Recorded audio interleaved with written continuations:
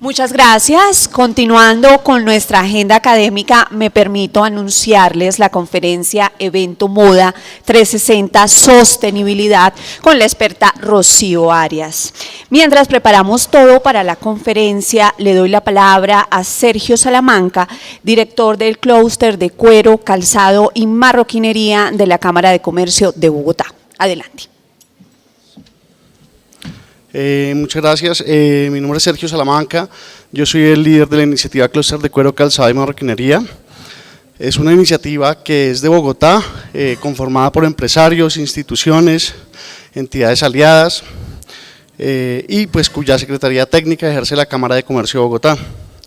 Nosotros tenemos un escenario que es el espacio de Moda 360, en el que traemos a ustedes temas de interés sectorial, temas relacionados con todo el sector moda, y hoy, por tratarse de esta feria que es la más importante y especializada para nuestro sector aquí en el país, hemos abierto este espacio en el que desarrollaremos nuestra primera mesa de trabajo del 2019. Entonces, a continuación les voy a contar quiénes nos estarán acompañando el día de hoy. Inicialmente estará el doctor Juan Carlos Calderón. Él es el presidente de Acurtir y representante del clúster de cueros de Chocontá y Villapinzón. Juan Carlos, como les comentaba, es presidente de Acurtir, la Asociación de Curtidores de Villapinzón y Chocontá. También es director de Fenalcuero, es una organización que agrupa a las asociaciones de curtidores de Cundinamarca y aporta en la fundación y manejo del Centro Tecnológico del Cuero, liderando los procesos de legalización de las curtiembres de Villapinzón y Chocontá.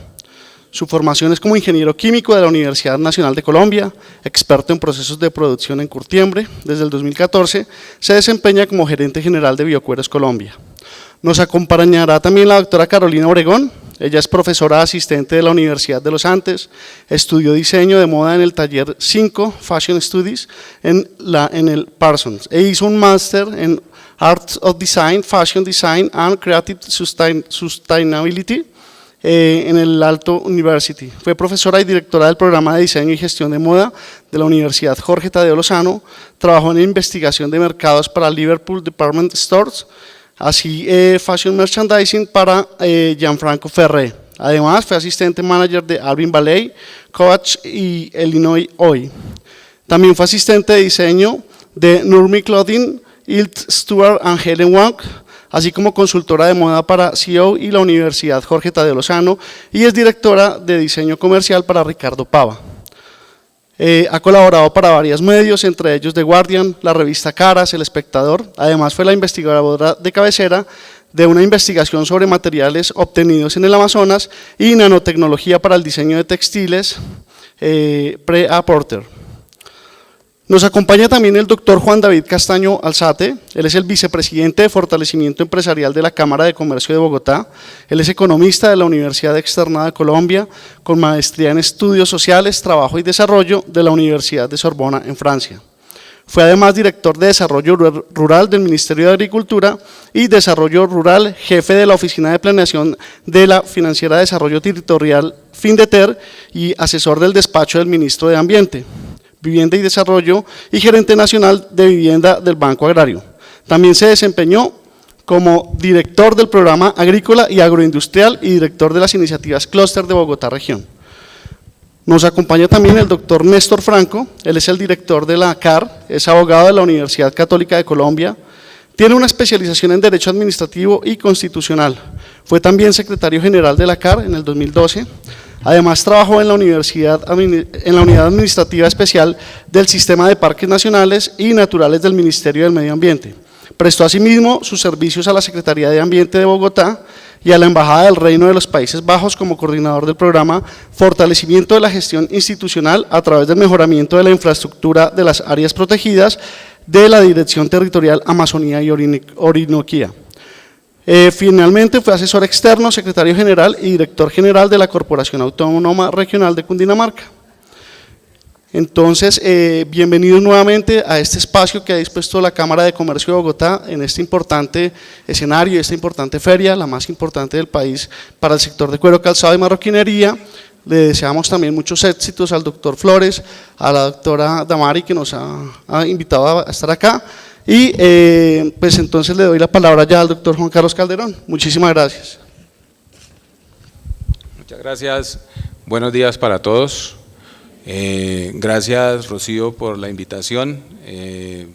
Buenos días también al doctor Franco, a la doctora de los Andes, se me escapa el apellido, y a mi amigo de la Cámara de Comercio por estar aquí en este foro. Un saludo a todos ustedes y gracias por acompañarnos.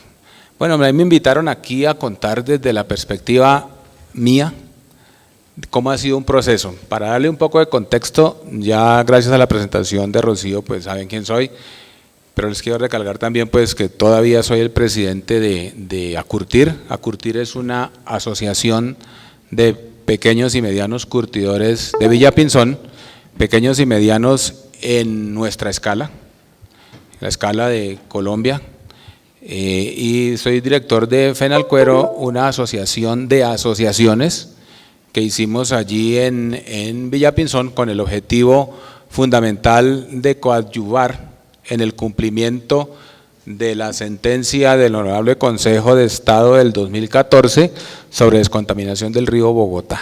Fundamentalmente ese era el objetivo, o es el objetivo de Fenalcuero, y entre ellos el cumplimiento de una orden que dice hay que construir un parque y reubicarnos allí. Bien, quería ubicarlos en el tiempo un poquito. Si miramos hacia el año 2013, 2012, arrancamos de la mano de la Contraloría y de la Gobernación de Cundinamarca. A lo primero que teníamos que hacer es quiénes somos, cómo estamos, en qué andamos. Hicimos una caracterización o lo que llamamos finalmente un censo, y en ese censo obtuvimos unos resultados que están ahí al público, que fue una foto en el 2013-2014, donde había alrededor de 126 empresas, 126 curtiembres, habían alrededor de 17, 18 dentro de Ronda del Río, alrededor de 70 en Villapinzón, 50 en Chocontá. Éramos la mayoría, un 90-95% éramos pymes, y cerca del 80 y pico éramos empresas familiares. Biocueros cumple casi con toda la descripción de lo que está ahí. Adicionalmente hay otras características muy importantes que más adelante entenderán. El nivel técnico nuestro pues no era el mejor. Nuestra industria pues ahí nos dimos cuenta, estaba lo que se veía así a simple vista, rezagada tecnológicamente. Las leyes ambientales nos habían pasado por encima, nos habíamos quedado en el pasado y en el siglo pasado, y teníamos que actualizarnos. Con ese diagnóstico muy claro ya tenemos que empezar a hacer algo, porque si no fundamentalmente íbamos a desaparecer. Y en esto hacer algo muchas veces es hágalo usted. ¿Por qué no lo hace usted? ¿Por qué no primero? Nosotros como biocueros pues siempre decidimos, bueno, vamos adelante, vamos a lanzarnos al río, y el primer paso fundamental que se tomó en el 2014, nosotros no podemos seguir en una actividad si no tenemos nuestro permiso de vertimientos en regla. Nosotros no podemos seguir arriesgando el poquito capital, mucho o mediano que tengamos los curtidores en una sanción, en una multa. Aparte, no solamente el capital, sino hasta la libertad. En ese entendido, nosotros, bueno, lo primero, como dicen, primero mi primaria, vamos a legalizarnos. Y nosotros, pues, de primeros, ¿qué hay que hacer? Afortunadamente, y gracias a mucha gestión que se hizo, la Gobernación de Cundinamarca aportó un dinero. Nosotros los curtidores aportamos un dinero y empezamos con un proceso de legalización de un grupo de 20 empresas. Ya recuerdan que les dije que éramos 126. Arrancamos con 20 a iniciar los trámites. A uno le preguntan, oiga, pero si ese es su negocio, si usted vive de eso, ¿por qué no se ha legalizado si llevan 20, 30, 40 años viviendo del río? ¿Sí? Realmente decirlo es fácil, pero hacerlo no es tan fácil. Yo me quedé anclado, creo que el TICA se llama el decreto 2076, no sé si el doctor Franco me puede corregir, pero antiguamente, o hasta el año 2014 hablamos del decreto 3930, y ahí habían dos artículos, el 39 y el 40, donde dice clarito ¿Cómo hay que obtener un permiso de vertimiento? No, sino 38 pasos, eso no tiene mayor inventiva, o sea, léalos y cúmplalos, tramítelos y tendrá su permiso de vertimientos. De pronto para una empresa como, no sé, por decir cualquier nombre, me perdonan, la Anglo Gola Chanti o Bavaria, de pronto esos requisitos no son tan complejos, pero para una pequeña curtiembre o para un pequeño curtidor o para un pequeño empresario, para sacarle un poquito del contexto, cumplir con estos 39 pasos no es tan fácil. Hay algunos muy sencillos, como traiga la Cámara de Comercio actualizada, por ejemplo, traiga el plan de ordenamiento territorial donde su curtiembre está ubicada dentro de una zona industrial, que son cosas de trámite y sencillos, pero hay par, y yo específicamente, todo el mundo, si alguna vez he podido hablar con alguno de ustedes, de hecho el tema de, hay un parágrafo que dice modelar el efecto del vertimiento en la fuente hídrica. Sencillo, ¿cierto?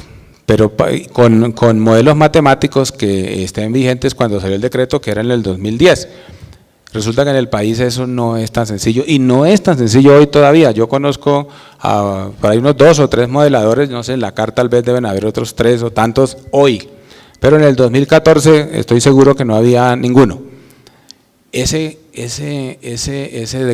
requisito es bastante complejo, hay que modelarlo y eso implica alta ingeniería, trabajar con modelos matemáticos complejos, ¿sí? Con ecuaciones, no sé si alguien de ingeniería, pues ya ecuaciones de tercer orden por allá, donde lo que se pretende es, mediante modelos matemáticos, simular el efecto de su vertimiento en la fuente hídrica. Eso viene del Ministerio de Medio Ambiente, la CAR, siempre hemos dicho, la CAR yo no me inventé, eso está en la ley, hay que cumplirla. Si usted no lo pasa, pues sencillamente no le apruebo, tan sencillo como eso. Pues decidimos nosotros arrancar a buscar los puntos difíciles, y uno de los puntos críticos es eso. Pues vamos a conseguir quién nos hace la modelación. Claro, cualquier empresa decía, yo le modelo, son 7 kilómetros de río, hay que hacer unos trámites bastante complejos, pero lo hacemos, vale 170 millones de pesos la modelación. Nosotros 170 millones de pesos, ¿dónde los tenemos? 170 millones de pesos para una empresa pequeña es un dinero importante. Como les comentaba, cuando hablamos con la Gobernación de Cundinamarca, dijimos, bueno, pues entonces pongan ustedes algo, nosotros ponemos algo y ubicamos eso. Logramos, después de alguna gestión, que el Instituto IDEA de la Universidad Nacional nos diera una mano con eso. Entonces vamos a ver quién nos hace eso, porque es que muchas veces nosotros no era que no hubiéramos tramitado muchas veces los permisos, sino que los tramitábamos y los requisitos no estaban bien hechos, o sea, no se cumplían técnicamente, muchas veces estaban incompletos o no era realmente lo que la ley pedía. Entonces vamos a hablar con alguien que tenga el fundamento científico y técnico para que lo haga de manera correcta. ¿Quién más? Pues el IDEA, donde tenía algunos contactos, tuve la suerte de que yo soy egresado ahí de la Universidad Nacional y hablé con algunos colegas y me dijeron, pues hable con el IDEA, que ya nos conocía de un proyecto anterior que se llamaba Switch, que después hablaremos del tema, pero que ya nos conocían. Fuimos, hablamos y nos dijeron, bueno, listo, vale X plata y vamos a legalizar 20 empresas. Después de un año y medio de trabajo con las 20 curtiembres, logramos radicar por el año 2014 toda la documentación. La CAR se demoró alrededor de 8 meses estudiando, eran 20 trámites, nunca le habían llegado 20 trámites tan de sopetón, pero lograron ellos en 8 meses, más o menos 9 meses, evacuar esto y en diciembre 13 del 2015, tal vez un poquito más allá, el anterior director de la CAR, el doctor Ballesteros, logró entregarnos 15 permisos y quedar 5 más en suspenso por un tema de vía. Es que no solamente entran a jugar muchas cosas, sino de la CAR, sino por ejemplo ya ahí entró en el paseo de la ANI, porque había que pasar un tubo al otro lado de la vía y es la doble calzada Briceño-Tunja-Sogamoso y había que hacer otro trámite bastante complejo, pero posible.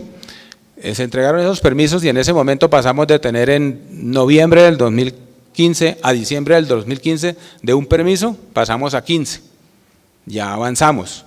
Para información, en este momento, pues a diciembre tenemos 21 permisos con resolución y tenemos 20 más solicitados.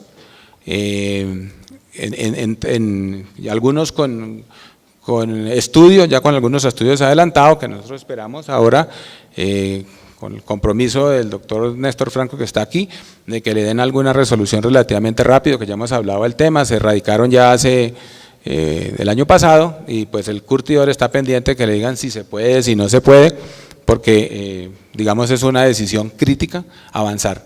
Biocueros, por supuesto, estaba dentro de los 15. Nosotros pues pasamos nuestros papeles, estábamos al frente, habían trámites bastante complejos, pero no, hagámosle eso, busquemos a alguien, busquemos los profesionales y logramos erradicar eso. Con el permiso en la mano, ¿qué pudimos hacer? Ya pudimos demostrar que sí se podía legalizar una curtiembre en Villapinzón, pero el tener el permiso es solamente el primer paso. Ahora viene la parte bonita, sostener el permiso, o sea, cumplir lo que dice ahí.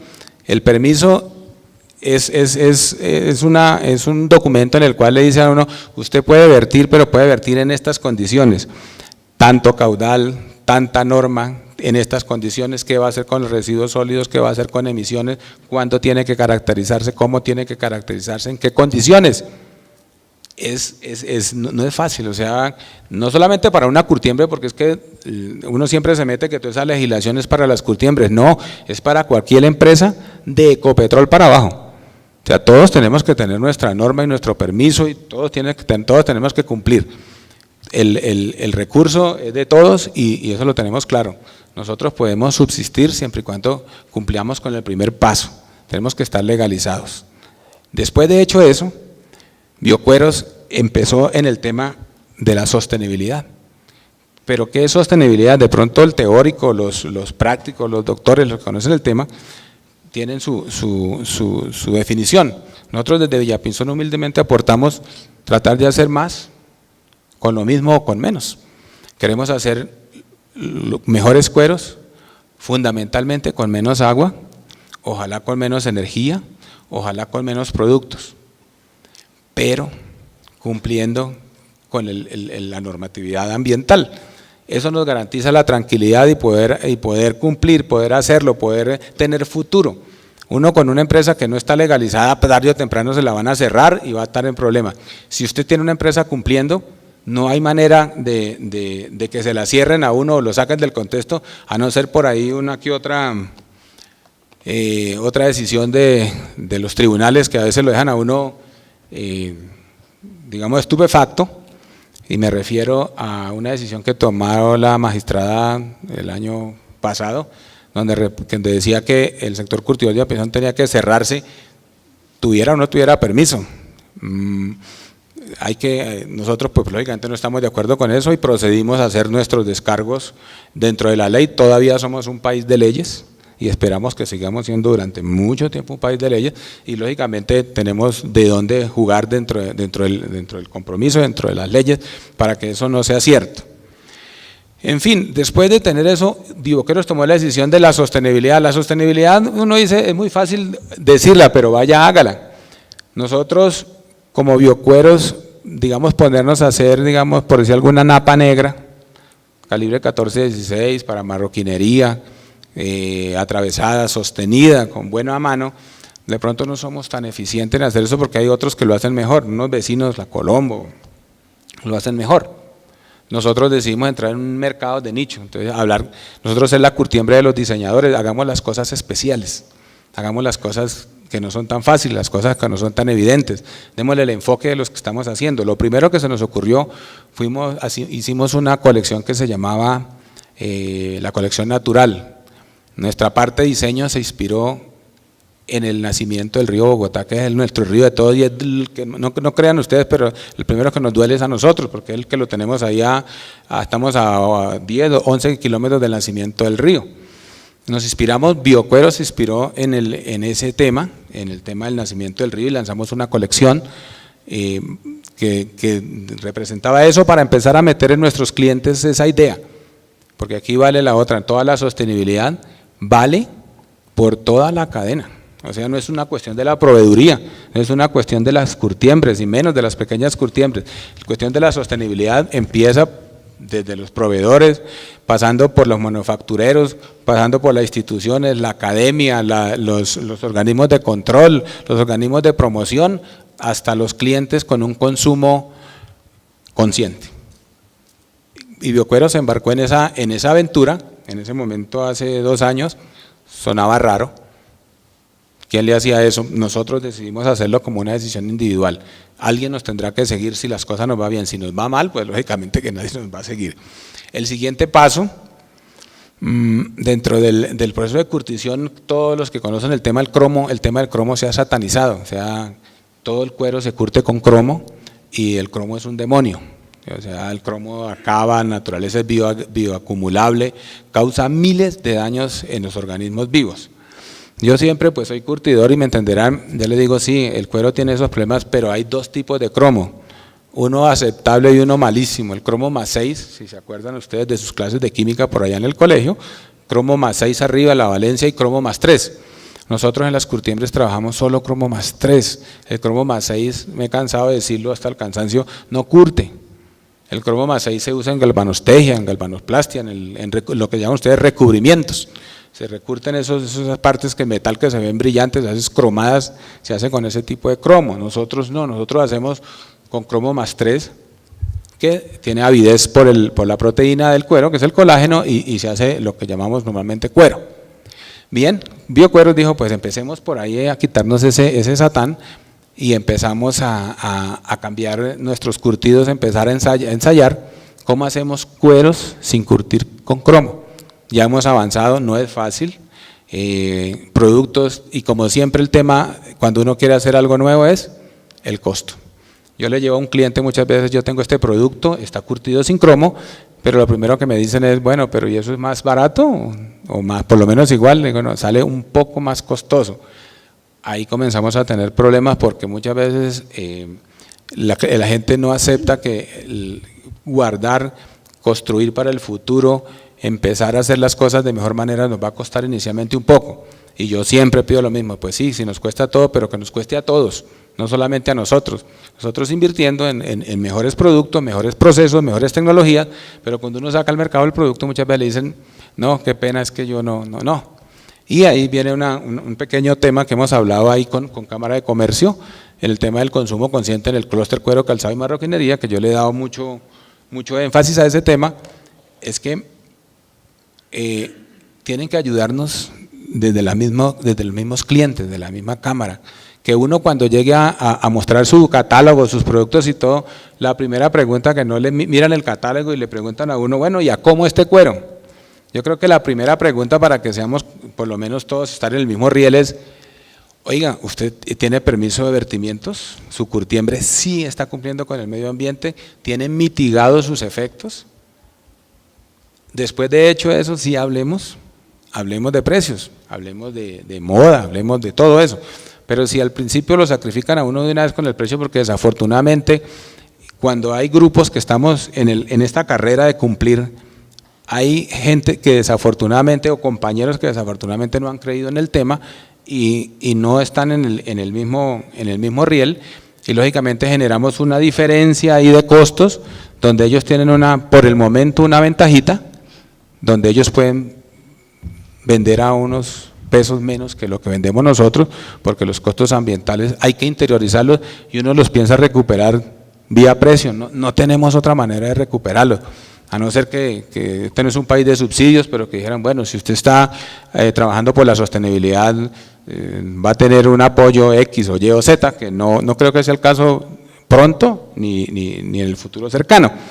Pero entonces nosotros recuperamos vía precio, pero si tenemos una competencia, digamos entre comillas, desleal, de alguien que no está haciendo lo mismo, pues va a generar que nuestras empresas tarde o temprano se van a quebrar. Por eso es muy importante el apoyo consciente del consumo para la gente que estamos en este proceso. Y finalmente, no les quiero aburrir más, yo creo que ya estoy bien de tiempo, Rocío. Algo me enviaron en el tema de los consumos circulares, es esto. ¿Cómo lo miro? Entonces la curtiembre donde nosotros trabajamos, mire, el esfuerzo de nosotros como técnicos, y yo más que cualquier otro tema dentro de las curtiembres, yo soy más técnico que gerente o que economista. Uno siempre el enfoque del técnico es cómo hacemos para que el cuero dure, resista y aguante y sea muy elegante, que eso es lo que ustedes piden del cuero. Ustedes no piden que el cuero, ustedes me lo pongan y a los 15 días voy botando esos zapatos o voy botando esa correa por el tema de moda. Inclusive, por ejemplo, nosotros que estamos en el tema de tapicería, hacemos cuero para tapicería y los clientes nos preguntan ¿y cuánto es la garantía de ese cuero? Nosotros le decimos 5 años, pero lo que pasa es que cuando usted compra una sala en cuero, es una inversión importante, usted quiere que la sala le dure 10 años y ojalá heredarla por allá a un primo, a un sobrino, después de 12, 15 años. Yo le digo, no, nosotros más o menos la garantía es 5 años, pero si usted la cuida mucho, le puede durar 10, 12, 15 años. Pero la idea es que no dure tanto porque nosotros tenemos que volver a facturar. Si a usted le gusta mucho el cuero, pues entonces vuelve y nos compra y hace otra sala y la sala la cede, la vende, la organiza. Esa es la idea del cuero, nosotros queremos que duren y cuando uno le dice en moda, uno lo primero que se imagina es ya, pasó, mañana pasó, mañana pasó. Ese reto lo estamos también tomando nosotros desde Biocuero. ¿Cómo hacemos para incorporar la moda en un producto que siempre ha sido de poca moda? Usted mira los cueros y si usted más de 4 o 5 colores, no sale. Mire usted las paletas y son pequeñas variaciones. Nosotros decidimos empezar a darle oportunidades a esto y de la mano de la gente que pues está en el tema, que son los diseñadores. El diseñador, nosotros le podemos hacer a usted el cuero que usted quiera, no el que encuentre en el mercado. Tenemos unos volúmenes mínimos, pero para nosotros empezar a cambiar, empezar a darle a usted la oportunidad. En ese tema nosotros sacamos una segunda colección que se llamó Guardianes de Agua, donde logramos meter, el primer criterio que les dije son cueros libres de cromo, o sea, cueros que tienen unas ventajas y unas desventajas como todo, ¿sí? Pero enfocados en cuidar el agua y en cuidar la tierra. De todas maneras, ustedes no han encontrado, alguien me decía ahorita que la tierra, todavía no han encontrado otro planeta donde nos vayamos, por lo tanto tenemos que cuidar este. Nosotros como Biocuero sacamos esa colección y si nos siguen por Instagram o Facebook, ahí encontrarán más información al respecto, el enfoque que le está dando. Queremos ser pioneros en eso. Queremos ser la primera curtiembre realmente sostenible en el tema. Ojalá no nos cueste la quiebra, pero estamos trabajando fundamentalmente y eso nos ayudará mucho el consumo consciente, el apoyo de la autoridad ambiental, el apoyo de las instituciones de promoción del Estado para poder ser exitosos y que tracemos ese camino, no solo un camino de las curtiembres en Colombia, sino un camino de las curtiembres en el mundo. El cuero tratado al cromo tiene un tiempo de degradación entre 45 y 50 años en condiciones de relleno sanitario. El cromo, que estos materiales curtidos sin cromo, más o menos entre 2,5 y 3 años, se degradan en condiciones de relleno sanitario, no puesta la prenda, ni los zapatos, ni mucho menos, pero en condiciones de relleno sanitario la degradación se espera entre 2 años y 3 años. Y hay ahorita, después con Inescop, estuvimos hablando del tema, Inescop del Instituto del Calzado en España, que hay unos cueros biodegradables que entre 3 y 5 meses, en condiciones de relleno sanitario se degradan. Es un golpe a la arqueología, pero es un paso adelante en el ambiente porque no vamos a tener en nuestro relleno sanitario cueros degradando hace 50 años, sino en digamos 2 años y medio en lo que tenemos ya avanzado y próximamente en unos años espero que podamos avanzar porque hay un tema de patentes de por medio que es delicado, por lo tanto tenemos que estar hasta que no se resuelva bien el tema y si se necesita el apoyo del Estado, que el apoyo del Estado traiga la patente y de alguna manera la compartamos en el grupo y empezar a trabajar eso. Finalmente, ya vieron cómo, no sé si eso se puede inscribir en el tema de circular, porque eso estaríamos hablando del postconsumo. O sea, usted usa sus zapatos y cuando tienen que salir, tienen que irse.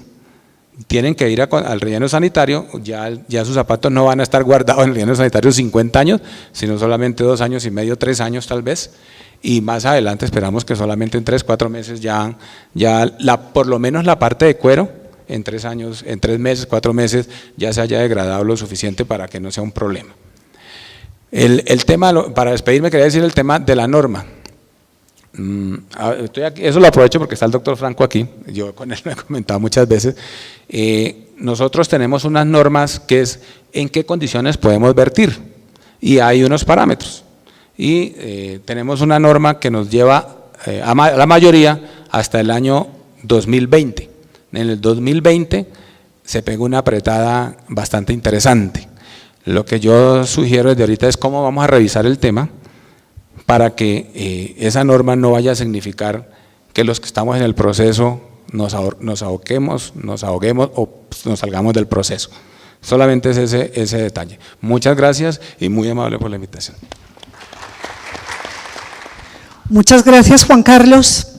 Ya lo han visto, un ingeniero químico, empresario, líder gremial, que creo que en su exposición ha hecho no solamente un ejercicio difícil de condensar algo complejo como es conocimiento de la técnica, del criterio técnico del manejo del cuero, de los componentes que se utilizan, pero también esa conciencia a la que apelaba Juan Carlos de, estando la norma, cómo cumplirla, pero a la vez las críticas que le hemos oído a propósito de la formulación de las normas, pero para eso justamente tenemos esta mesa redonda.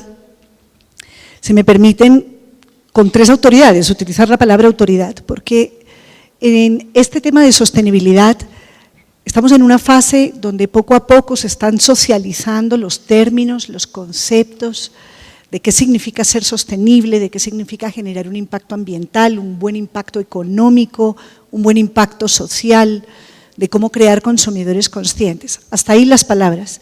El tema es que vayamos entendiendo y concientizando la definición y comprendiéndola dentro de la cadena de valor en la que estamos insertos, que es la industria de la moda. Ayer, les quería hacer una mención porque me llamó la atención Ángela Useche, en la presentación previa sobre tendencias que hizo, terminó reivindicando el tema de la identidad aquí en Colombia, de reconocernos en el territorio y reconocernos en la indumentaria, en las tradiciones culturales, muchas de ellas, y no solamente, pero muchas de ellas ancladas a las 100 etnias que tenemos en Colombia, 98 indígenas, una afrocolombiana y el pueblo rom. Y quería hacer mención a eso porque Ángela les insistía que eso es tendencia, que es reconocido en la industria de la moda hoy en día. Y Juan Carlos tiene un proyecto en Biocueros que se llama Guardianes de Agua, a propósito de cómo generar cueros conscientes de quienes son los primeros guardianes del agua, que son los árboles. Y has recuperado 4 especies nativas, que son las que conservan ese agua. ¿Qué tiene que ver una cosa con la otra? Un texto que estaba recordando ahora, Tradición de los Emberachamí. Cuenta la historia de la comunidad indígena en Emberachamí, que un árbol es el que les dio el agua, por eso la comunidad se hace llamar etnia nacida del agua, el pueblo que nace del agua. Una historia bellísima donde tienen que destruir, acabar con un árbol entre toda la comunidad, porque de sus raíces es de donde sale y brota todo el agua. De manera que aquí en este territorio es donde tenemos razones para creer en algo fundamental para la sostenibilidad, que es la conservación del agua. Y ACICAM, que es la feria, el gremio que nos da cabida en esta feria de IFLS. Ayer el presidente Luis Flores hizo hincapié en toda la política de innovación que se está insistiendo desde la gremiación para impulsarles a todos los empresarios. Dio cifras, este es un sector de más o menos 5.000 empresas formales, otras tantas, casi en igual número informales, y 110.000 empleos directos, otros tantos indirectos, otros tantos informales.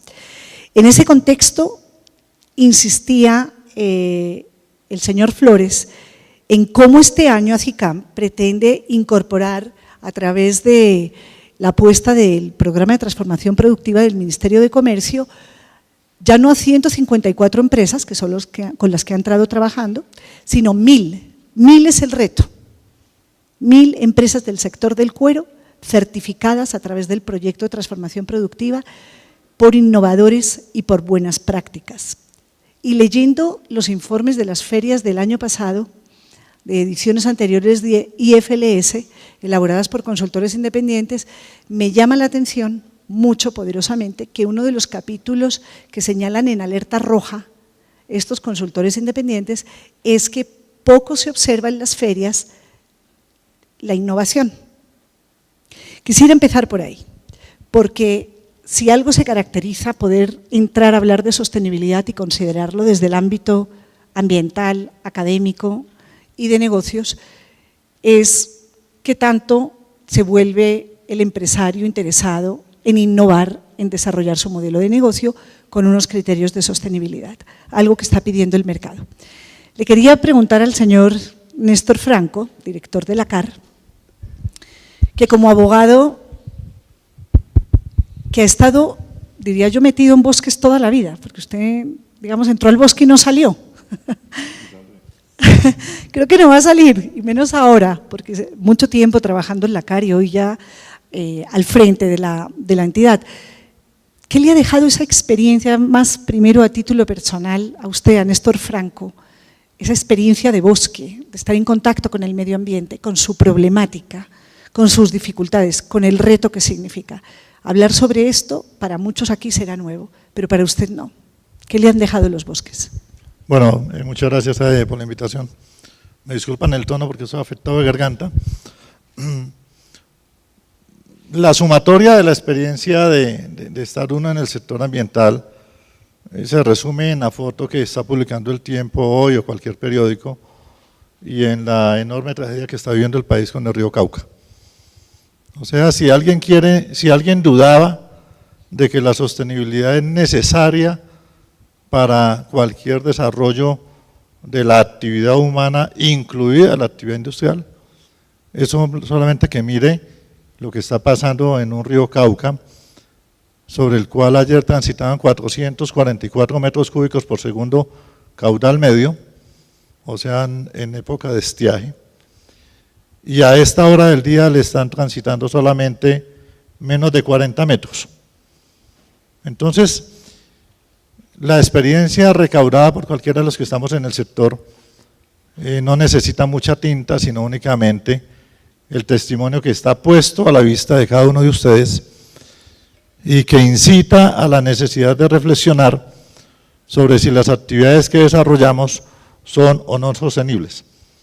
Cuando desde la autoridad ambiental se imponen unas condiciones para el cumplimiento de determinada gestión o para el cumplimiento de determinada actividad o para adelantar determinado proceso, no es el mero capricho de la autoridad queriendo molestar al consumidor o queriendo molestar al productor.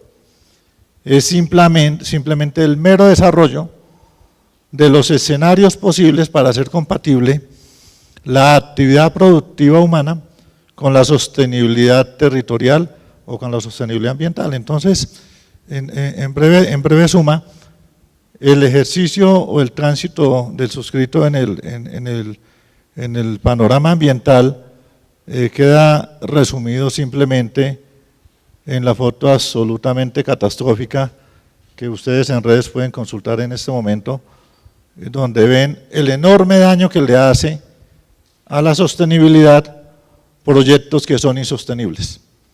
O sea, caminar contra la realidad de la naturaleza puede ser pretencioso para el ser humano, pero esa pretensión no es garantía de seguridad ni de garantía de éxito. Y ahí podría yo simplemente concretar la respuesta. Muy bien, además la actualidad, como usted dice, nos está haciendo las alertas todos los días, aquí, en la Amazonía, compartida con otros países, en otros puntos del planeta. Carolina Obregón, digamos, entre la diseñadora que se formó en Parsons, en Nueva York, y la maestría en moda y sostenibilidad, luego en la Universidad Aalto, en Finlandia. Pero antes de la académica que soy, desde la Universidad de los Andes, quisiera que desde los 15 años que estuviste participando activamente de la industria de la moda, con marcas grandes, Jill Sanders, Gianfranco Ferré y otras, quisiera que nos hicieras una memoria, porque eso es quizá lo que no somos conscientes, las alertas no las tomamos en serio porque no tenemos memoria, pero ¿qué tanto se hablaba en esa época suya activa en el escenario de la moda comercial, de las grandes marcas, de estos temas que estamos hablando hoy en día, que nos tienen reunidos? Pues realmente desde los años 90, cuando yo estaba trabajando en Nueva York y trabajaba con la moda dura y pura, el tema no era un tema, digamos, que estaba presente. Lo que estaba presente era cómo la industria estaba cambiando desde ese momento en donde se estaba fabricando menos en Estados Unidos y la fabricación se estaba yendo hacia China.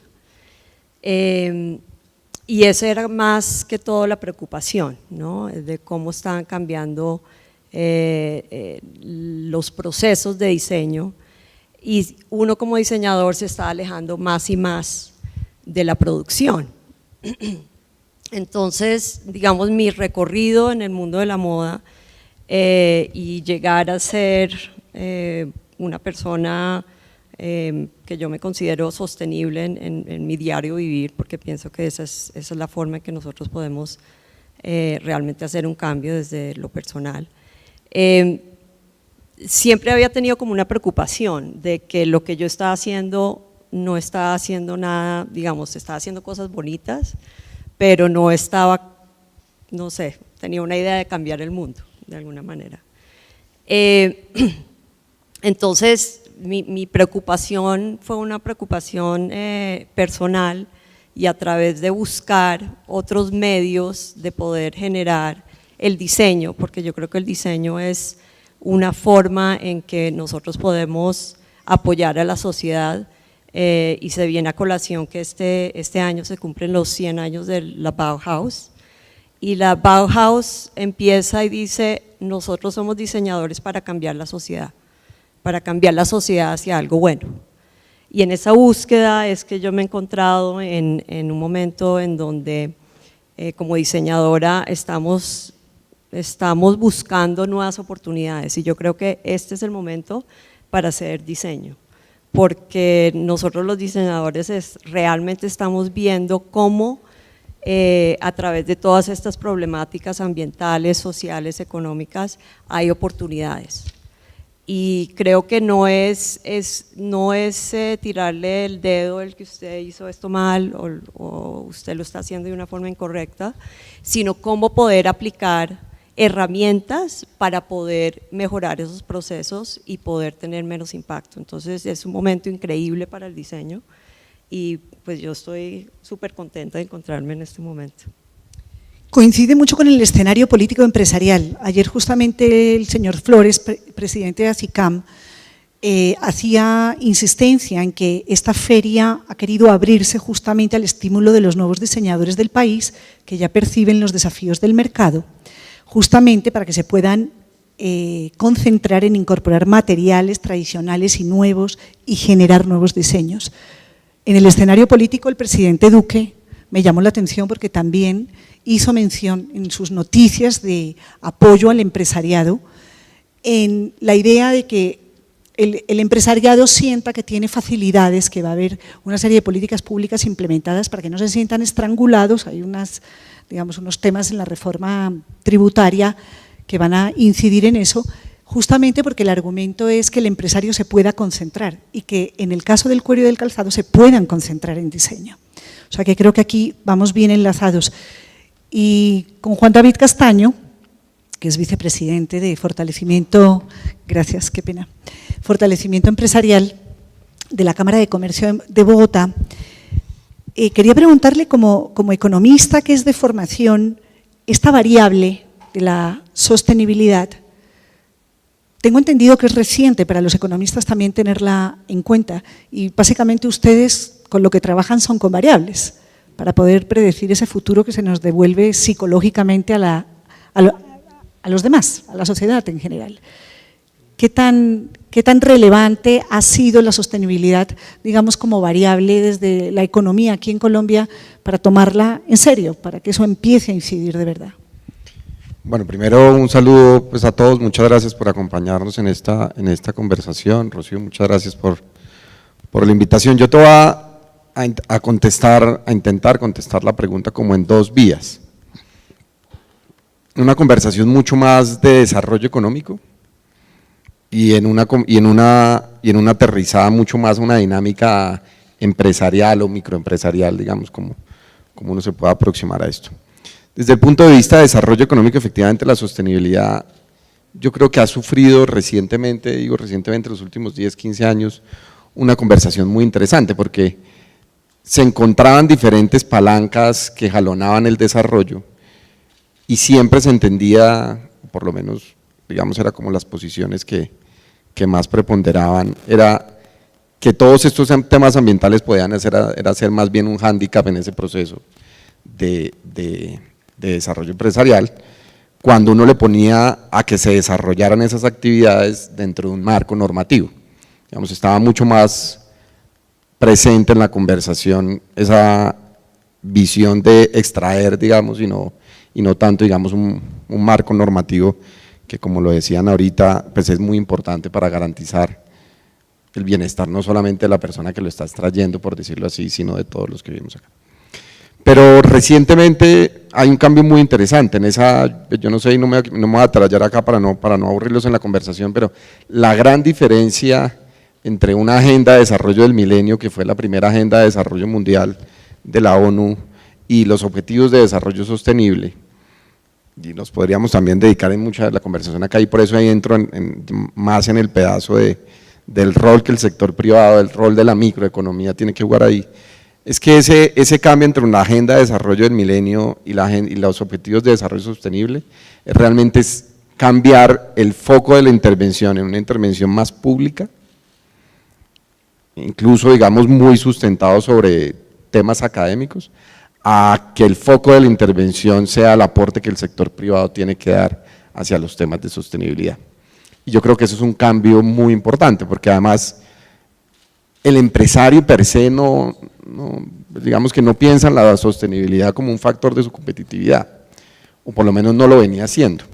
Y a medida que vayamos dándole más herramientas para decirles que usted en el proceso de generación de riqueza, pues porque al final es la iniciativa privada, el emprendedor, el empresario que genera riqueza en un territorio, usted en ese proceso de generación de riqueza tiene que ser, o tiene que garantizar, o tiene unos efectos positivos, pero también unos efectos negativos, y cómo usted a través de esa dinámica empresarial, sin renunciar a esa mentalidad de empresario, y ahorita voy a hacer una anotación ahí, puede generar impactos cada vez más positivos en los territorios en los que digamos participa. Yo creo que eso es un cambio muy interesante, porque al final es, digamos, no sacar al empresario de su lógica de generación de valor, digamos, y es más bien llevarlo que en ese proceso de generación de valor puede tener impactos positivos o puede reducir su impacto negativo en el ambiente, puede tener un impacto positivo en lo social, puede tener un impacto de sostenibilidad, digamos, en lo económico. Es tener esa conversación sin sacarlo de su dinámica empresarial, que al final es agregación de valor. Por supuesto, el desarrollo del sector empresarial requiere un entorno, un ecosistema cada vez más amigable al sector privado. Eso no quiere decir no ponerle normas, todo lo contrario, digamos, es tener unas normas claramente establecidas en donde se pueda desarrollar, pero al final parte de la acción o parte de esa, digamos, de ese proceso de desarrollo económico pasa en esa agregación de valor a nivel micro o a nivel empresarial. Y cada vez llevarle más instrumentos y llevarle esta conversación a los empresarios para que incorporen estas temáticas que tú en la industria de la moda lo has venido liderando ya desde hace muchos años, es muy importante, porque tenemos que ser conscientes, el empresario en su dinámica de agregación de valor, que la sostenibilidad puede ser una palanca de competitividad y no un tema que lo restrinja, como tal vez se veía antes. La pelota la lanzó claramente al señor Néstor, porque no, la voy a lanzar yo, pero interesantísimo que se ha habido, ¿cómo ha percibido usted esto que plantea Juan David desde lo público? Lo público, el sector público, la CAR finalmente tiene que obligar a la ejecución de lo que dicta la ley, de la política pública. ¿Usted sí siente que ha habido este cambio tan fundamental que señala Juan David, en el sentido de que lo público está mucho más empoderado y mucho más apropiado de entender que su papel es fundamental para cambiar las dinámicas? Colombia, sin duda alguna, tiene una de las legislaciones ambientales más de punta a nivel latinoamericano. Somos referente ambiental después de Costa Rica, y después de Uruguay. Pero esa regulación ambiental parte de una esencia hoy día que no se tenía hace 10, 15 años. Y es el hecho de la construcción de una responsabilidad social del consumidor. Hoy día casi que la presión normativa que cotidianamente se va fortaleciendo nace de la exigencia del consumidor, que se va volviendo mucho más responsable, mira mucho más la etiqueta, comienza a despreciar productos que son agresivos con la naturaleza, y a punta de esa presión que hoy es muy sencillo ejercer a través de las redes en fracciones de segundo, se impone la necesidad de hacer el ajuste normativo. Y también el productor o el sector se ve obligado a ajustarse a lo que quiere el consumidor. Hace 30, 40 años el sector le imponía al consumidor lo que era consumible. Hoy la relación se ha invertido y es el consumidor el que le va diciendo a través de cómo se mueve la vitrina qué es lo que quiere y obliga al consumidor, al productor a salirse de determinadas conductas o a dejar de hacer cosas que siempre las hemos hecho porque se han vendido. Ahí hay un tema es un tema crítico, y lo estaba recordando ahorita. Muy poquitos de nosotros en este salón usamos una cámara fotográfica Kodak, muy poquito. Yo creo que los que vienen conmigo y tal vez unos 5 más acá en este salón. Kodak en el año 75 del siglo pasado tenía la patente para la fotografía digital. En el año 75. Nunca la quiso liberar esa patente porque entendía que el negocio era, tenga la cámara, saque el rollo, llévelo allá, revélelo, tal, y así funcionará. Una empresa fundada en 1888 tuvo que inclinarse en quiebra en el año 2012 frente a la fotografía digital y frente a la llegada de las nuevas tecnologías. Era el imperio de la fotografía. Y en cuestión de 3 meses, en el año 2012, se derrumbó totalmente. Se derrumbó teniendo la patente guardada que luego usó Apple, Samsung y todos los demás. Por no haberla liberado o por no haber creído en que el consumidor tenía derecho a algo más, quebró.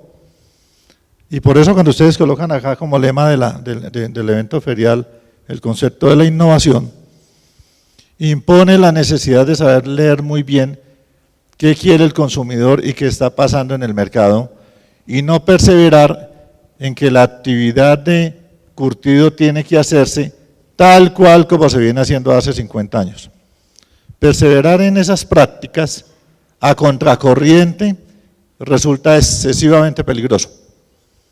Hace 15 días tuvimos un debate público sobre el tema de las babillas de criadero, pero tan pronto salió la norma de liberación de pieles de babilla, la revolución en redes acabó con la posibilidad de tener un buen ejercicio con el uso de este tipo de piel.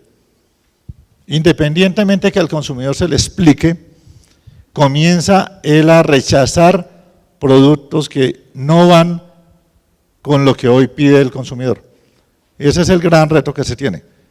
Y ese reto lo tenemos que acumular nosotros o lo tenemos que absorber nosotros a través de la norma, pero quien lo tiene que absorber con mayor precisión y con mayor empuje, con mayor compromiso, es el productor. Porque en sentido contrario, el sector estará abocado a terminar como Kodak, con toda seguridad. Muy pertinente. Aquí está el documento de State of Fashion, el estado de la moda. No sé si lo conocen, es fácil de consultar, se puede descargar en PDF, lo produce McKinsey con Business of Fashion y acaban de publicar el informe de este año, la perspectiva para 2019, basado en un data de 500 compañías que ceden información relevante, delicada, industrial, para hacer esta prospección. Y una de las alertas que hacen para 2019, algo que decía Carolina con relación a lo que veía en su época, pero que China definitivamente este año va a superar como fashion market, como gran hub de negocio para la moda a Estados Unidos, que venía liderando ese tema. Y dos, lo que acaba de mencionar Néstor Franco a propósito del consumidor, de la importancia del consumidor en la cadena de conocimiento de sostenibilidad, que es lo que nos tiene aquí hablando. Pero cómo si el consumidor empieza a solicitar un tipo de información, necesariamente la cadena hacia atrás tiene que empezar a producir consecuentemente. Una de las perspectivas que señala The State of Fashion es como la transparencia de la información en la cadena de valor, pero que parte de lo que está demandando el consumidor se tiene que poner sobre la mesa como uno de los imperativos en la construcción de los modelos de negocio. ¿Sí? Y eso nos pone en el tema de cómo compartir esta información de sostenibilidad, porque está muy claro, y cuando usted pone el ejemplo de lo que ha pasado con las babillas y cómo se acaba el debate, uno se daba cuenta, animalista o no, independientemente de la posición que tenga cada uno, que la avalancha que hubo en contra de la norma, que pretendía reglamentar un mercado necesariamente, que está pidiéndolo a gritos, estaba basada en muchos infundios, en profundo desconocimiento. O sea, la acabaron por no conocer suficientemente qué era lo que estaba pasando, cuál era la realidad de esas babillas. Por eso es que este primer tema de cómo compartimos información confiable de sostenibilidad y a través de qué canales se vuelve fundamental.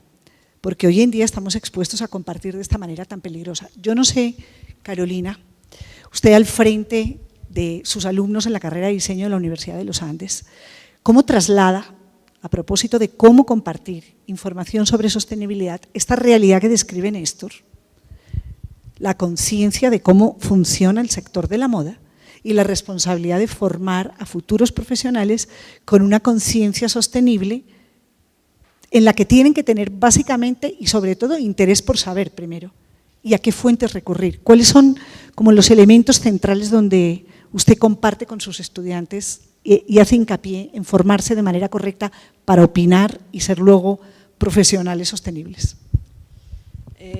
Pues en mis cursos hacemos un recorrido sobre los teóricos que han trabajado el tema de sostenibilidad, tal vez no necesariamente desde la moda.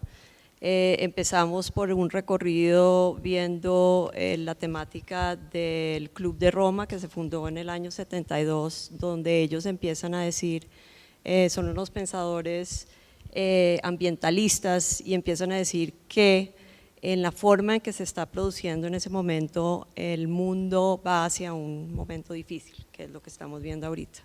Entonces, digamos, ese es un punto de partida.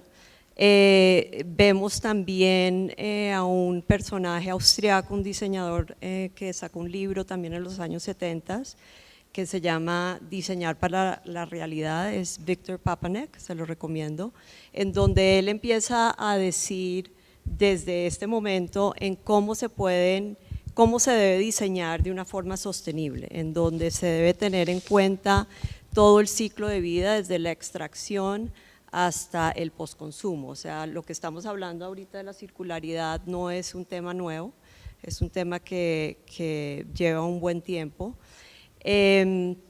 Vemos también a la Biblia de la moda sostenible, que es Kate Fletcher, que ella escribe su tesis doctoral en el 2008 y saca un libro que se llama Design Journeys, que también se los recomiendo, está en español, en donde ella empieza a hacer un estudio minucioso sobre todas las prácticas de la moda en el diseño, así como en los textiles.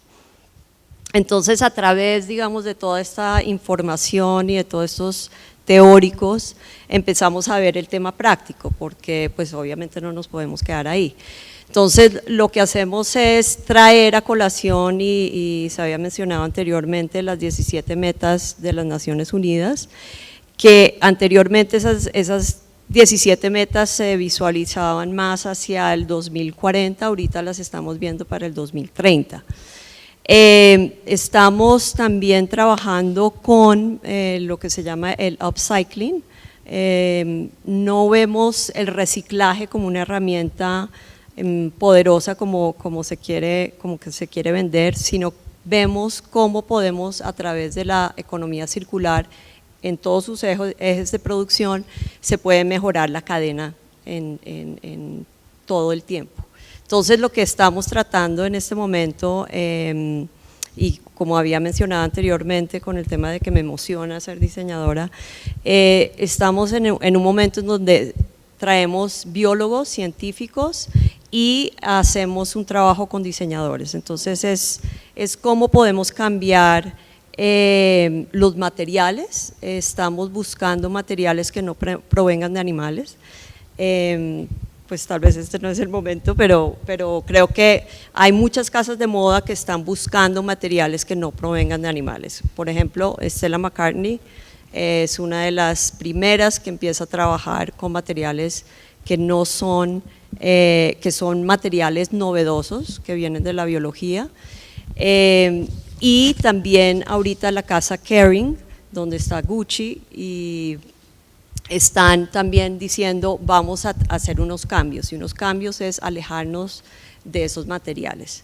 Entonces, digamos, la práctica del diseño con la sostenibilidad la vemos en mi curso desde cómo mis estudiantes empiezan a consumir, cómo consumen ellos moda, y entender de dónde provienen las cosas, de dónde proviene lo que llevan puesto. Entonces hacen un estudio minucioso desde la producción y empiezan a buscar de dónde proviene el textil y de dónde proviene la pieza. A través de todo ese estudio ellos entienden que hay una humanidad detrás de cada una de las cosas que nosotros llevamos puestas, y a través de abrir como ese puente de que hay personas detrás de lo que llevamos puesto, ellos realmente entienden la importancia de lo que ellos están haciendo como diseñadores de moda. Fíjense, porque hay tres voces aquí tan en campos tan especializados que demuestran que de pronto el mundo no somos tan hábiles para organizarlo de manera orgánica, aunque pretendamos hacerlo. ¿Sí? Carolina nos está describiendo, y gracias por el detalle, la manera del enfoque en la formación. Pero fíjense el caso que nos estaba planteando Néstor, con la imposibilidad de darle una solución eficiente y sustentable a un tema de babillas, que es urgente para el país, debido a la algarabía que se genera en la mitad, muchas veces infundada en conocimiento, pero donde hay unos empresarios detrás que tienen que responder en todo caso a una normatividad, y unos empresarios que estarán interesados en que su negocio de babillas no solamente funcione, sino que funcione con buenas prácticas. Entonces, a Néstor y a Juan David quería que siguieran como por redondear ese tema. ¿Cuál es el gran reto que tenemos para compartir información? Porque si en las universidades se está haciendo con pericia, con este enfoque que en particular se está haciendo en los Andes, razón por la cual esta invitación, porque es verdaderamente singular lo que está ocurriendo en la universidad a nivel de formación de futuros profesionales. ¿Cuáles son los obstáculos? ¿Cómo lidia el empresario con el ruido y cómo lidia la autoridad ambiental con el ruido ambiente? Sí, yo me salgo un poco del foco en la información, incluso voy a hacer una referencia que me parece muy interesante también de ciertos autores que dicen que mucha gente dice que estamos en el mundo, en la era de la información, pero realmente es qué se hace con esa información. Digamos, el tema de compartir información y claramente y no va a pasar por estos lugares comunes de que hoy día todo el mundo está hiperconectado con información, y yo creo que tenemos N ejemplos de que al final toda la información un poco más tarde o más temprano se termina conociendo. Yo voy a poner el foco, incluso lo estaba viendo en el tema de la feria, voy a poner un poco el foco en la creatividad, digamos, y desde el punto de vista uno qué puede hacer por la información, uno cómo puede diseñar modelos de negocio que puedan, digamos, por supuesto, siempre ir de la mano con la legalidad o con una mano de normas en las que se tiene que desenvolver. Y un poco ahorita lo decían con este ejemplo de Kodak, y voy a llevarlo un poco más allá.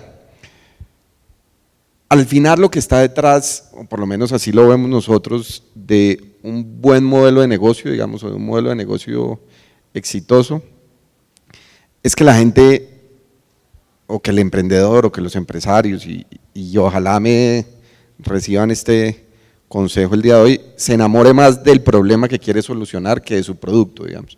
Porque hay historias como las de Kodak que nos contaban ahorita, digamos, hay muchas documentadas de gente que efectivamente no se dio cuenta que tenía que dar un paso más allá, que no se dio cuenta que su consumidor le estaba pidiendo algo diferente. Porque además la necesidad de ese consumidor va cambiando. Y la necesidad del consumidor ahorita, aunque todavía hay una brecha grande, pero todo nos lleva a decir que la necesidad de ese consumidor es tener un consumo cada vez más responsable. Y ahí el empresario es donde puede empezar a ver estos retos ambientales, estos retos sociales, porque no solamente se trata del impacto ambiente, sino de las personas que hacen esas prendas, que en muchos casos, digamos, se ven sometidas a ciertos donde el empresario puede ver en esa información que circula, donde el empresario puede ver o identificar muy bien ese problema que quiere solucionar hoy día el consumidor de tener un consumo más responsable, para moverse sobre modelos de negocio cada vez más sofisticados, digamos, por decirlo de alguna forma. Juan Carlos nos lo decía ahorita, y yo me atrevo a lanzar una hipótesis sin conocer muy bien el tema de Juan Carlos, pero yo estoy seguro que Juan Carlos, por plantearlo de esta forma, la rotación que tiene cuero es casi que cero, digamos, todo lo que produces lo debes estar comercializando, y si bien uno puede llevar esa conversación hacia el tema de que la primera aproximación siempre es precio, como nos lo contabas, estoy convencido que la inmensa mayoría, si no toda la producción de Juan Carlos, se la rapa los diseñadores con los que trabaja. Entonces es un poco una forma de decir, oiga, ¿cómo se conecta esa información? Pero para dar soluciones creativas a esas necesidades que al final, o a ese problema que le estamos ayudando a solucionar al consumidor. Los grandes errores empresariales, no me voy a quedar con que tienen solo una explicación, pero los grandes errores empresariales se materializan en muchas oportunidades cuando esa empresa se enamora más de su producto de una forma irracional y deja de tener en cuenta al final esa necesidad o ese insight o ese problema que le quiere solucionar al consumidor. Y es claro que todo nos está diciendo ya desde hace algunos años que el consumidor actual, además de estar muy informado, quiere tener un consumo cada vez más responsable. Y es al empresario, en su dinámica empresarial, de agregar valor y de maximizar utilidades, entender muy bien esa necesidad del empresario, esa necesidad del consumidor, para plantear modelos de negocio que al final sean exitosos. ¿Cómo lidia, por ejemplo, la autoridad ambiental, como ustedes, con ese ruido del que hablábamos, de esas voces que están también, por utilizar las palabras de Juan David, más obsesionados con, digamos, con hacer el ruido, que con buscar y comprender el problema primero de las babillas y luego entender cómo tenemos que participar todos? Perdón que insista en ese ejemplo, pero me pareció tremendamente pertinente, no solo por noticioso, sino porque está ejemplificando la necesidad de convivir de una manera mucho más orgánica, que no la estamos teniendo, y probablemente buena parte de la desinformación que hay sobre cómo ser más responsable provenga de ahí. ¿Cómo lidian ustedes como autoridad en ese sentido? ¿Lo tienen que hacer? Una de las, digamos, mayores dificultades que tiene un ciudadano desde lo público está en no servir de punto de controversia entre sectores privados o entre sectores que alientan informaciones equivocadas para fortalecer su posición o para disminuir la de otros. ¿Me explico? Muchas veces la agencia pública termina siendo utilizada por actores privados que van encaminados o con la pretensión de disminuir la fortaleza del otro o de agrandar la que ellos tienen. Y ahí es donde comienza a jugar la desinformación al consumidor.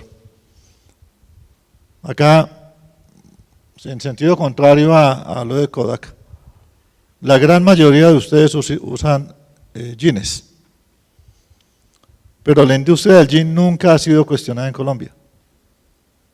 Y con toda seguridad, la industria del jean es mucho más contaminante que la industria del cuero.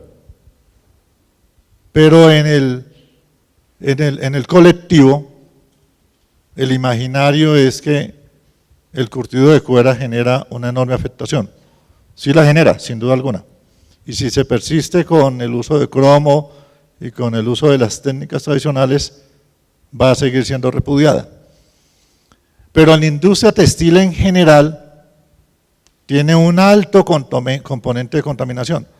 O sea, que la industria textil se haya movido de Estados Unidos a China no es mera casualidad. La flojera de la norma ambiental en China le está generando ahora el contrapeso de tener que modificar sustancialmente la legislación ambiental.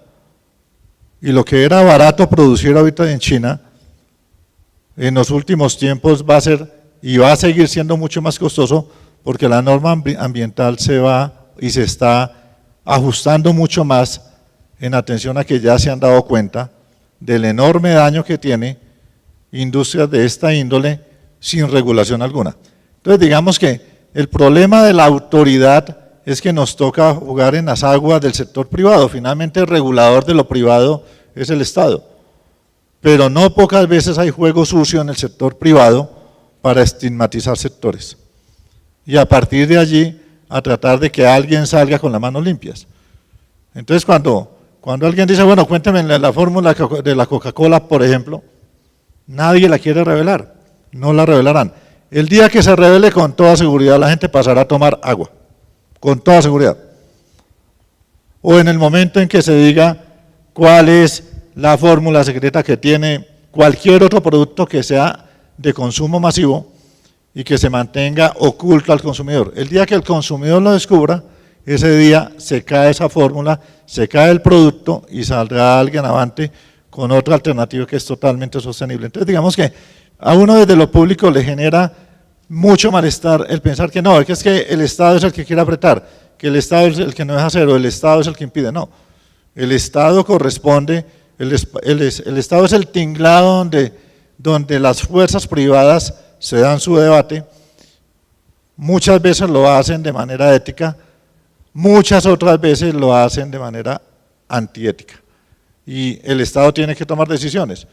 En el tema de las babillas, la desinformación alrededor del mercado de pieles de babilla no nace del Estado, nace de alguien interesado en la otra orilla de la vitrina que quiere seguir fortaleciendo determinado producto o determinada línea.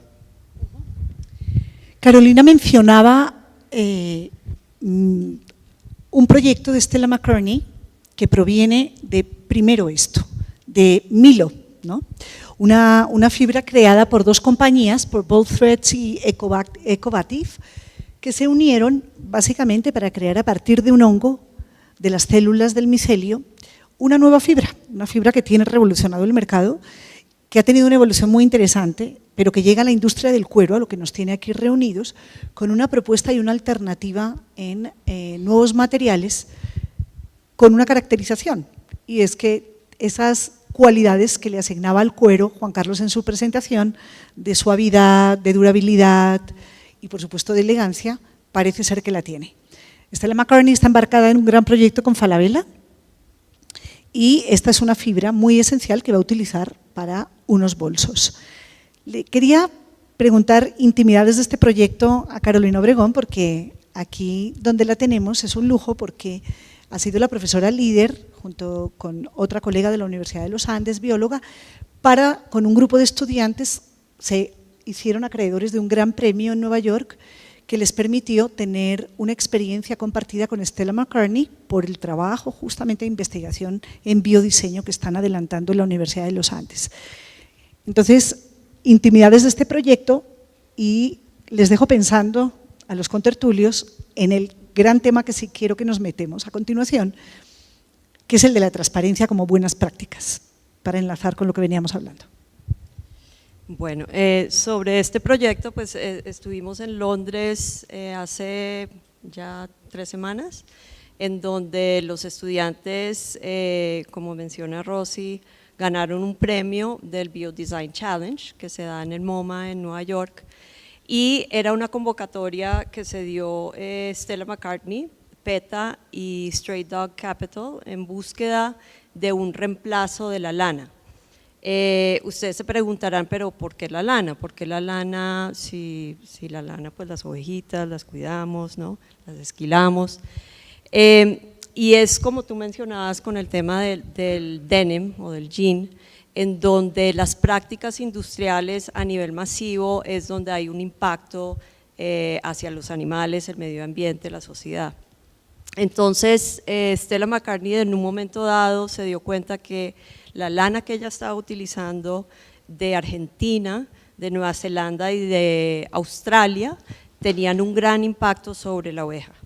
Entonces, al darse ella cuenta que la lana no era tan, digamos, sostenible como se pensaba, puso este challenge y los estudiantes del Biodesign Challenge de nuestro curso ganaron porque crearon una lana vegana, aunque la lana, bueno, se llama Wucoa. Esta lana proviene del cáñamo, también se utilizó residuo del coco y se utilizó un hongo, que es la lacasa, es un tipo de enzima, porque lo que es el cáñamo y el coco pues es áspero, y las propiedades que se querían dar eran las mismas propiedades que tiene la lana, y esa suavidad se le dio con la lacasa, con esta enzima.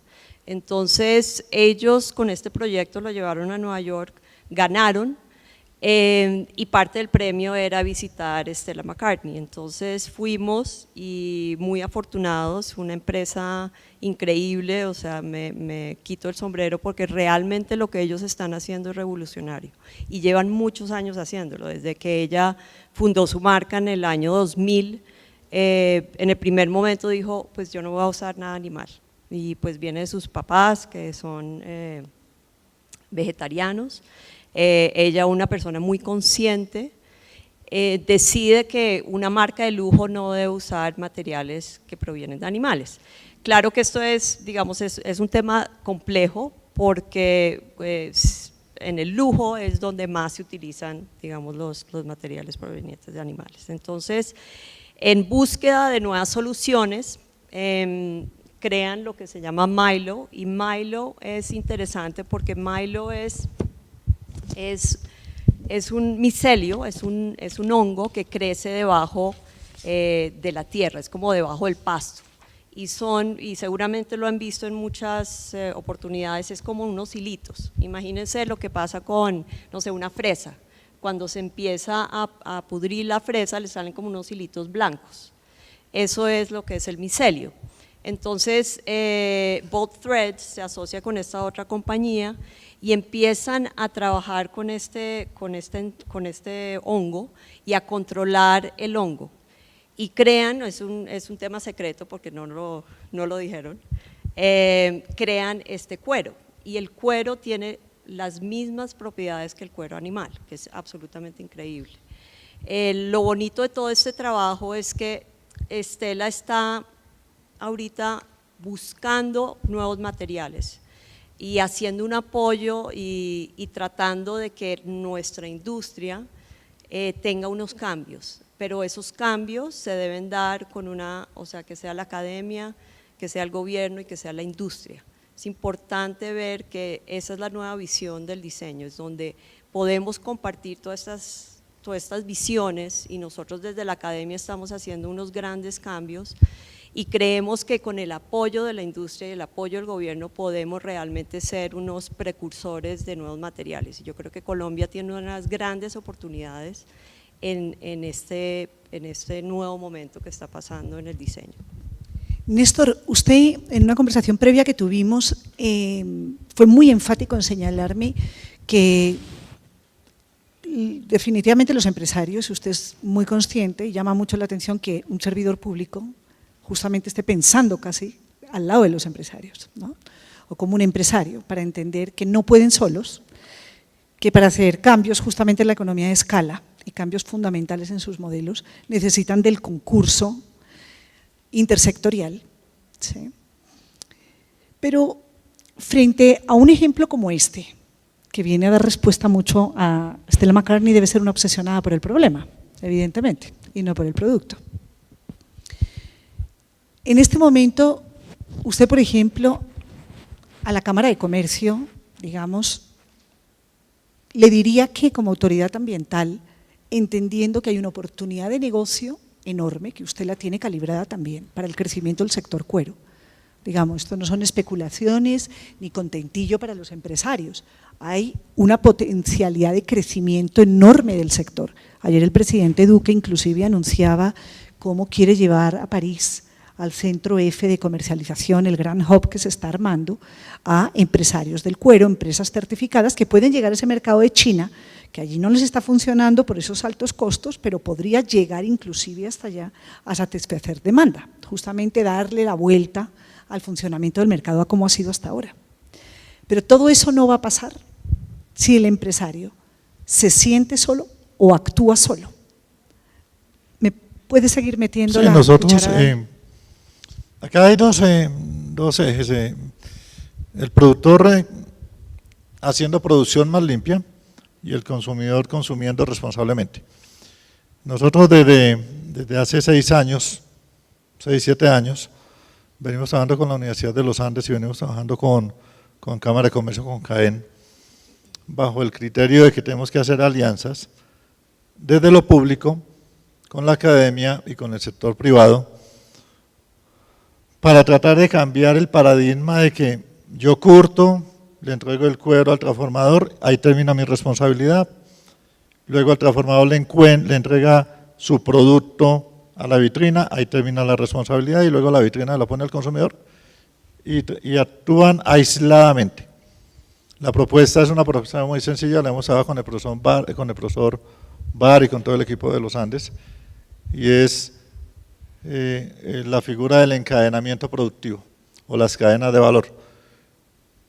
Hemos tomado, hoy día tenemos más de 300 anclas. En el sector cuero tengo la duda si tenemos alguna, pero en los demás sectores de la producción tenemos una gran ancla, una gran empresa.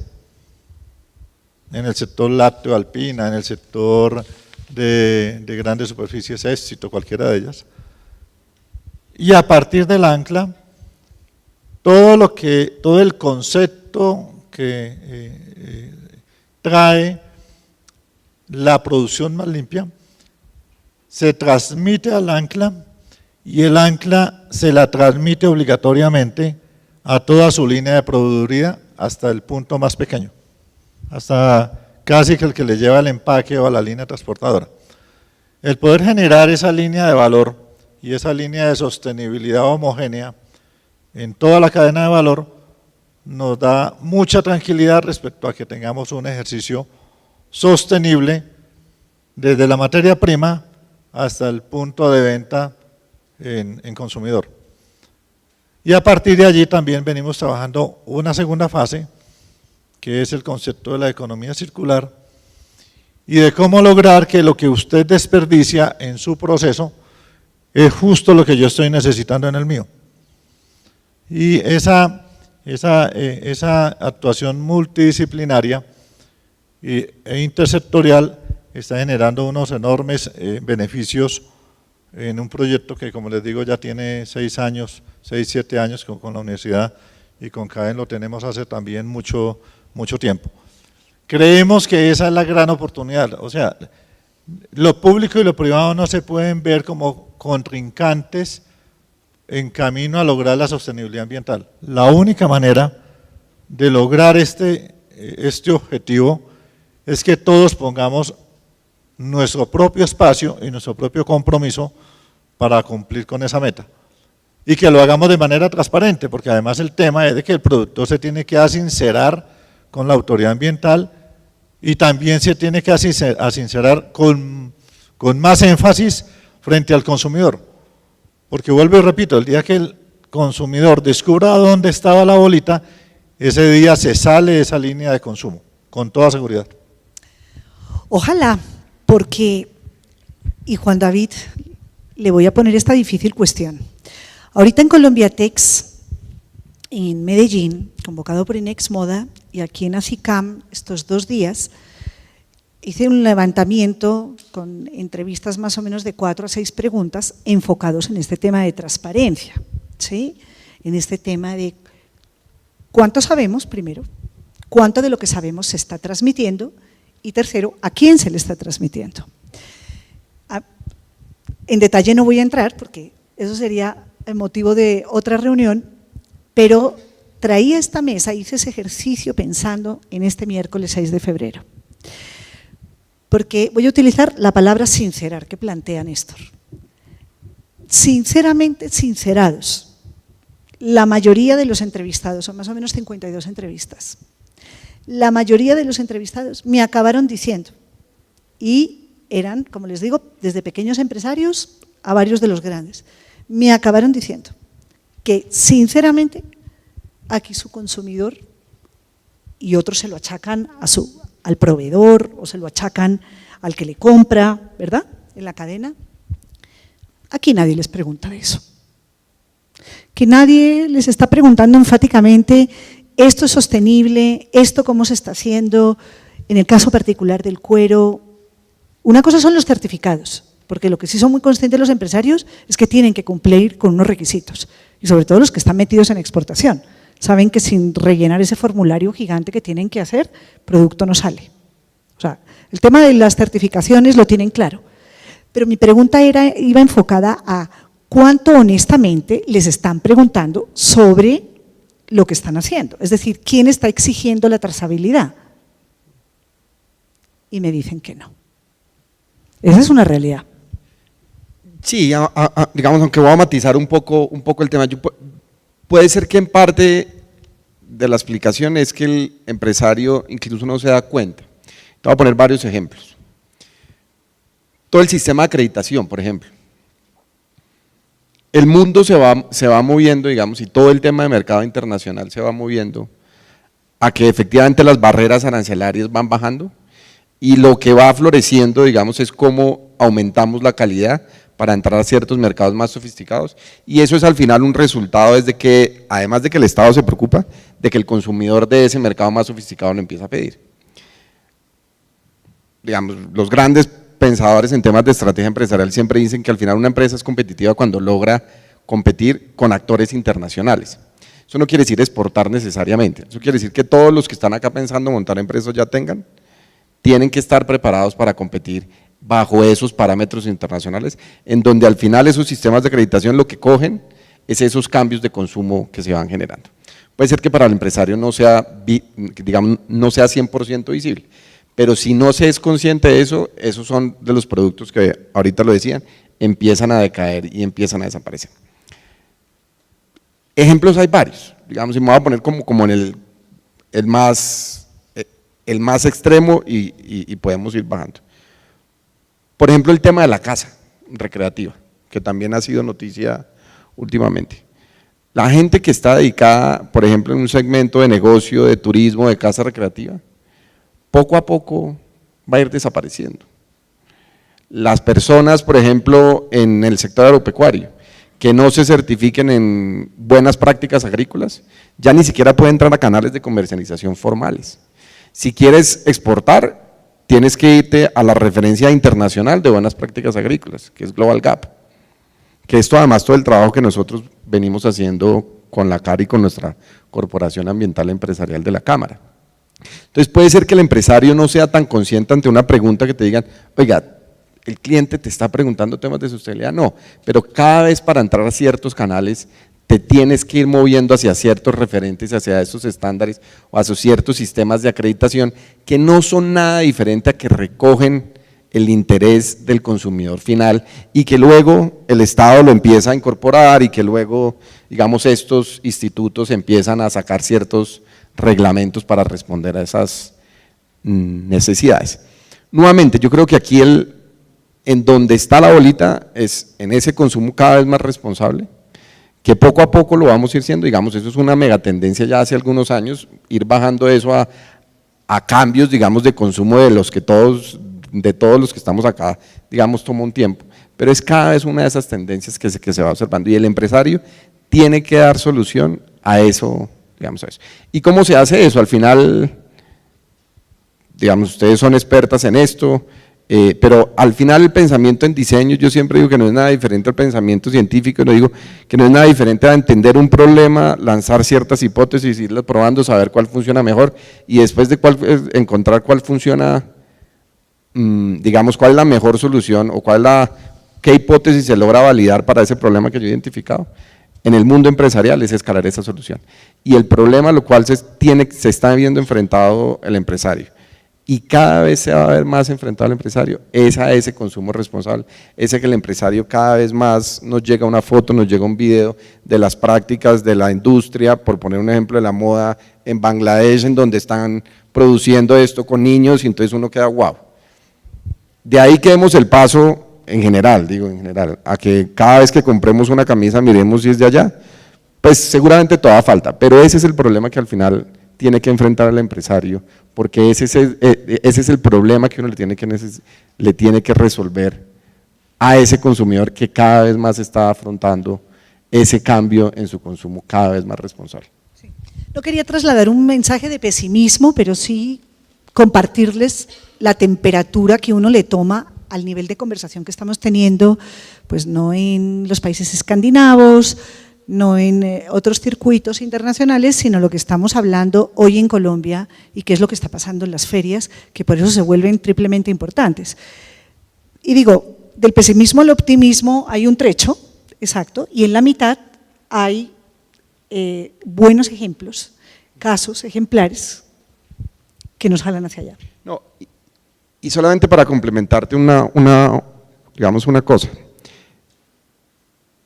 la brecha que tenemos en nuestro sistema, digamos en nuestra base empresarial, inclusive en temas que pueden ser más cercanos que todo este tema de consumo responsable, sigue siendo muy grande. Por ejemplo, la brecha que nosotros tenemos en temas para hablar de innovación es muy grande. Y por eso, y digamos hago alusión a lo que decían ahorita, por eso esa necesidad y por eso trabajamos desde el sector público, el sector privado, del sector academia, por eso incluso la Cámara aborda una agenda como es la agenda de iniciativas de desarrollo de clúster, es que al final es esa conjunción entre esos tres actores, más otros, digamos, que al final pueden mover más rápido ese aparato productivo hacia donde debe llegar. Es esa relación en donde está la academia con su rol de producir cada vez más conocimiento, está el sector privado para ver cómo ese conocimiento lo pueda volver a hacer un negocio para generar desarrollo económico, y está el sector gobierno en donde tiene que, y por eso en ningún momento puede sonar una crítica contra una autoridad, y mucho menos en el caso de una autoridad ambiental, en donde está el gobierno que tiene que fijar cuáles son las reglas en donde esa iniciativa privada se puede desarrollar. Es esa conjunción entre esos tres actores. Además, por supuesto, de un tema de productividad al interior de las empresas, además de un tema de que todos los empresarios tenemos que ser lo más eficientes posibles, tener cada vez más innovación, pero es esa conjunción entre esos tres elementos los que permiten ir nivelando la conversación del sector privado a esas grandes macro tendencias que uno empieza a observar a nivel internacional. Y haciendo caso a la ecuación que plantea Juan David, les tenemos unos breves casos ejemplares, que demuestran cómo al final quien comprendió, quien estableció las hipótesis y encontró cómo solucionar algo del problema, se revierte de manera óptima en el mercado según principios sostenibles. Ahí sí, Carolina, de pronto un balance de estos ejemplos que te parezca más llamativo para resaltar, pero es el caso de BGA. Esta startup fue fundada en 2016 y es bien interesante porque utiliza de las uvas, de los cultivos de uva, todo lo posible, utiliza la piel, utiliza las semillas, utiliza las raíces y han podido producir un tipo de material alternativo también para sustituir en la industria del cuero, y lo llaman por eso el vino cuero, muy interesante. Otro ejemplo, les vamos a dar así varios rápido, este Better World Fashion nos pareció muy interesante porque es una compañía danesa, que ahí sí hay que decir, pero nos llevan bastantes años de distancia, 100% reciclado. Entonces, un poco apelando a lo que Juan David le decía, ¿no?, a Juan Carlos, con el cuánto, digamos, la angustia del desecho, uno lo percibe con los empresarios del cuero, no por indolentes. Yo he visto empresarios de todos los tamaños angustiados con sus desechos, inclusive compañías que dicen estoy botando y no sé muy bien qué hacer. Entonces están creando de manera muy imaginativa desde una línea de accesorios para reciclar, en fin, adaptar, pero también para eso tienen que tener claro en su modelo de negocio cómo activar una demanda correspondiente, que no se quede simplemente en la manera de reciclar internamente, sino de cómo se fortalece su negocio. Pero Better World es bien interesante, un caso colombiano muy enunciativo y además que nos hila con biocueros, que es Ana La Verde. Además también una de las participantes así brillantes, diría yo, de la pasada edición del Bogotá Fashion Week. Esta marca, fundada en 2014, y fíjense qué interesante, cuando se apela, y dice Carolina, la importancia del diseño, del sentirse diseñador. El empresario que es antes que nada diseñador, hoy en día tiene no solamente un reto, tiene una inmensa oportunidad de negocio. Porque si lo piensa de una manera mucho más holística, teniendo en cuenta todo lo que están escuchando acá, ocurren casos como estos, compañías que nacen, lo que llaman un joven emprendedor, ¿cierto?, pero cuyo ADN está marcado por esta conversación. Una preocupación por el cuero, una preocupación de cómo acercarse a hacer carteras después de un consumo acelerado y entender que podía hacer sus propias carteras, esta joven empresaria Ana La Verde, y recurre a una compañía como Biocueras solicitándole un tipo de cuero específico, y la compañía, entiendo, ustedes también se pusieron en el reto, no porque lo tuvieran ya todo hecho, en ayudarle también a este empresario a desarrollar su propio cuero. Entonces, digamos, me parecen casos interesantes en la colección, por ejemplo, de Moda Viva, de Artesanías de Colombia, la lanzada 2018-2019, también con los artesanos urbanos de Bogotá, se estableció una línea de trabajo a propósito del cuero. Es decir, las oportunidades del mercado son inmensas, casos ejemplares existen, pero la cualidad fundamental, en este caso, en diseño, sería el componente bio, Carolina. El componente bio, dices… Bio, el componente de economía circular, es que hay, digamos, hay unas variables enormes que considerar, o amplias, perdón, diversas que considerar para hacer un diseño contemporáneo tal y como estamos describiendo. ¿Dónde le pondrías el énfasis? ¿En qué aspecto, en qué variable realmente marcaría la diferencia? Yo creo que no es solamente una variable, son varias. Como lo dices, el biodiseño es como una nueva frontera, una nueva posibilidad, una nueva oportunidad de diseño. La economía circular no se puede dejar a un lado. ¿Sí se oye bien? La economía circular, ya que la economía circular ve dentro de toda la cadena cómo se puede buscar oportunidades para regenerar, digamos, todos estos procesos. Entonces, nosotros lo vemos como desde el biodiseño, desde la economía circular, lo vemos también con el pensamiento sistémico. Hacemos un estudio sistémico sobre cualquier proceso industrial y ahí podemos empezar a identificar dónde están las problemáticas para poder crear oportunidad. Lo que se ha venido hablando sobre el postconsumo es una de las temáticas también importantes.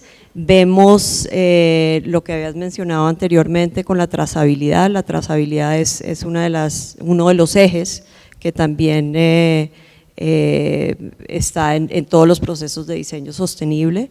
Entonces yo creo que esos son como los principales que utilizamos en el proceso de diseño. Néstor, ya para concluir, les voy a plantear el último tema para hacer esta ronda de cierre, que tiene que ver con la colaboración, con el trabajo intersectorial, que ya han planteado claramente el tema de la necesidad de articularse justamente quienes están aquí sentados y lo que están haciendo, pero es más pensando hacia, digamos, hacia el mundo del emprendimiento. No sé si Juan David quiere empezar por ahí. Desde el mundo del emprendimiento, ¿cómo se debe comprender el encadenamiento? ¿Sí? El encadenamiento, el aplicar una noción de economía circular al conocimiento, para empezar, ni siquiera todavía la materia prima, al conocimiento. Cómo construir modelos de negocio que respondan a una realidad colaborativa. Y si Néstor nos puede ponderar un poco cuál sería ese impacto de tener un ecosistema empresarial que pensara de una manera mucho más colaborativa, más conectada. Si quieres, digamos desde lo ambiental, emprender tiene que ir amarrado a querer hacer las cosas diferentes. O sea, si alguien va a emprender replicando lo que se ha hecho en los últimos 150 años, no le va a funcionar jamás. Si alguien quiere emprender vendiéndole o produciéndole algo para los demás que usted mismo no consumiría, arranca equivocado. Y si emprender lo hace contra natura, tampoco le va a funcionar. Nosotros creemos que el ejercicio de los negocios verdes, que es una línea muy fuerte que se viene impulsando de tiempo atrás por cuenta del Sistema Nacional Ambiental, es una enorme posibilidad para que quien, por ejemplo, en este mundo de la moda, juegue con nuevas texturas, juegue con nuevos insumos, se salga de lo tradicional, se salga del proceso que siempre se ha hecho así, porque el enorme paradigma que tienen que romper los jóvenes es dejar de creer en el concepto de que porque se ha hecho así siempre, así va a funcionar. Eso es totalmente equivocado. Lo hemos hecho nosotros porque ese fue un paradigma que nos inculcaron desde primaria, pero lo cierto del caso es que no existe ninguna posibilidad de que el consumidor de mañana acepte productos que agredan a la naturaleza. Eso no es una moda, ni es querer estar verde, ni mucho menos, sino que simple y llanamente el acelerado efecto de cambio climático que vamos viendo por todo lado nos impone a revisar muchas de las actividades y de las producciones que hacemos hoy para poder sustituirlas por elementos como los que se ven ahorita en los ejemplos, sin necesidad incluso de sacrificar lo que se hace hoy. Se puede seguir haciendo, pero se tiene que hacer de manera responsable, de manera sostenible y de manera innovadora. Si no se hace así, muy seguramente ese emprendimiento tiende a fracasar. Nosotros tenemos una línea de emprendimiento en negocios verdes que suma más o menos 300 emprendedores en el territorio que están haciendo lo que necesita el consumidor con prácticas diferentes, con insumos diferentes y con resultados económicamente mucho más sostenibles y mucho más, digamos, justos frente al consumidor y también justos frente al consumidor. Y un detalle es la vertiente social, ¿no?, que también ustedes remarcan desde la CAR, el impacto social de dichos proyectos. Sí, porque yo creo que o sea, en antaño uno producía sin pensar cuál era el impacto social. Hoy debe producirse pensando en cómo afecta al entorno y cómo afecta el marco social donde el producto va a estar. Y por eso me he preocupado, yo quiero mucho a Juan Carlos, pero me preocupa mucho el concepto de la obsolescencia programada. Incorporar al proceso productivo la obsolescencia programada resulta tan agresivo como contaminar. Yo en mi casa paterna mis padres cambiaron de nevera una sola vez en su vida. Incluso creo que no cambiaron. La mandaron a pintar y la mandaron a recargar. El concepto de obsolescencia programada incorporada a los procesos productivos resulta una conducta antiética frente al consumidor. O sea, al consumidor no se le puede vender la caja del teléfono diciendo lo que lo va a usar toda la vida cuando se sabe que dentro de un año te lo van a desconectar por obsolescencia programada o que te van a vender todo un fenómeno mediático para convencerte que ese teléfono que sirve para llamar, esencialmente para llamar, se le ha incorporado una pulgada más o un píxel más o algo más que te impone estar a la moda y cambiarlo.